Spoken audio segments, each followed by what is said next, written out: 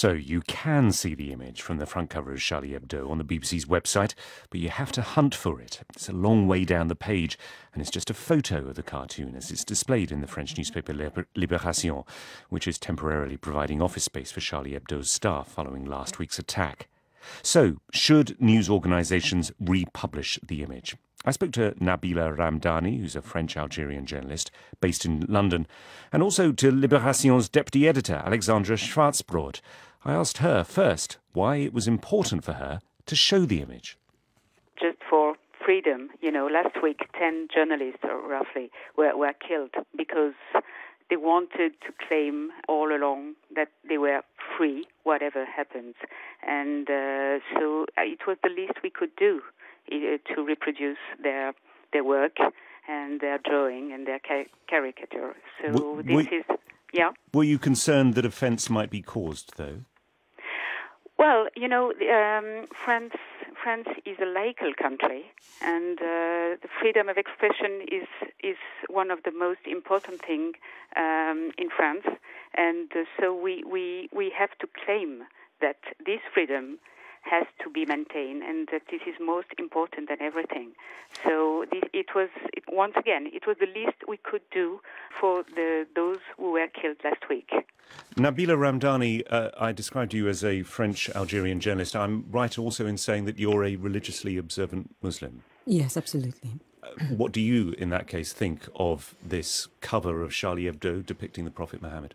Well, I mean, to get back to Alexandra, this idea that an edition, a deeply offensive edition, had to be rushed out as some sort of, spontaneous response or indeed revenge on the terrorists and to put terrorists in their place is absolutely preposterous. I'm sorry to interrupt. Can I just ask you why you use the phrase deeply offensive? I mean, what is it that is deeply offensive? It's a blasphemous cover. There's no such thing as being a little bit blasphemous. As a follower of the Muslim faith, any depiction of my prophet is seen as a blasphemy. Even though it's quite a sympathetic depiction. As I said, there's no such thing as a little bit blasphemous. The depiction of the prophet is a blasphemous thing to do. And as a journalist, though, how dear do you hold that what Alexandra Scwartzbrod was talking about, which is freedom of expression? I'm utterly in favour of freedom of speech as a journalist and indeed as a citizen. But I think that freedom of speech comes with responsibility. You and I can have a civilised conversation in a BBC studio, but I can tell you that these cartoons are perceived by the vast majority of French people and French Muslims who live in the suburbs, for example, who are disenfranchised. They're not getting much out of French society because of the discrimination they go through. And indeed, they perceive differently in the Arab world. Okay, so Alexandra Scwartzbrod. I have two things to say about this. First, when you have a look on this front page of Charlie Hebdo, you can notice that the Prophet is in a very positive role. I mean, it's not blasphematory. It's very positive, and I think this is one of the genius of the Charlie Hebdo team after what they. I'm afraid it's not for you, madam, to say whether it's blasphemy or not. It's for the followers of the faith. That's their perception.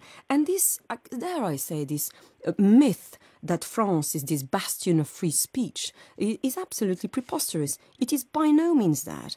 We have all sorts of legislation in France which regulate against racial hatred, against anti-Semitism, and we even But how can you possibly say that this is inciting racial hatred? When, as you heard from Alexandra Scwartzbrod, as far as she's concerned, this is a positive depiction. That's the problem as far as she's concerned, and I keep going back to the perception of the way it's perceived by Muslims. That is how you have to look at it, and it's perceived as being an offence. But that's not inciting. It's a question about the representation of God, which is forbidden. If you study strictly the text. Okay, I don't want to get into a theological discussion with. I'm not going to get into a theological discussion with either of you. But my question to you, Nabila Ramdani, is that you're suggesting that it's about inciting hatred. It seems to be more a question about taste. No, not at all. When you have an atrocity committed with disturbing ease in central Paris, you cannot say that it's about bad taste. It involves the death of people. Likewise, in 2012, when the magazine published those cartoons, it created so much anger in the Arab world that it led to the loss of lives. So we are talking about people being so offended that it leads to racial hatred, leading to direct violence against a community. Let me bring in Alexandra Scwartzbrod. What about that point that essentially, yes, you can stand up for freedom of speech, but when it comes to the issue of safety, I mean, perhaps the safety of your own Libération journalists. Do you think that there are any in your offices who are perhaps a little bit concerned? We didn't even think about it in Libération. I mean, we are 200 in Libération, and I think no one, not a single person, went into my office and told me, I'm too afraid, it's crazy to do that. I mean, no one thought about its own security, because, you know, it was really, for us, all of us, it was obvious that the best answer we could bring to the terrorist was this: to publish, first to welcome the Charlie Hebdo team so that they can do their work with the most quietly possible, and second to publish their front page because it was.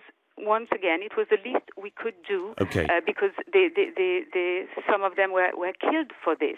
So Alexandra Scwartzbrod, this is the best answer we could bring to the terrorists. Let me give the last 15 seconds to Nabila. Yeah. To put it in a very straightforward way, if I was to rush now and write a commentary for one of my editors tomorrow morning and paint out, you know, racial stereotypes of West Indians, blacks or Jews, for example, I would be in a huge amount of trouble, ranging from a Twitter storm to libel action. Nabila Ramdani. You also heard from Alexandra Scwartzbrod, deputy editor of Libération.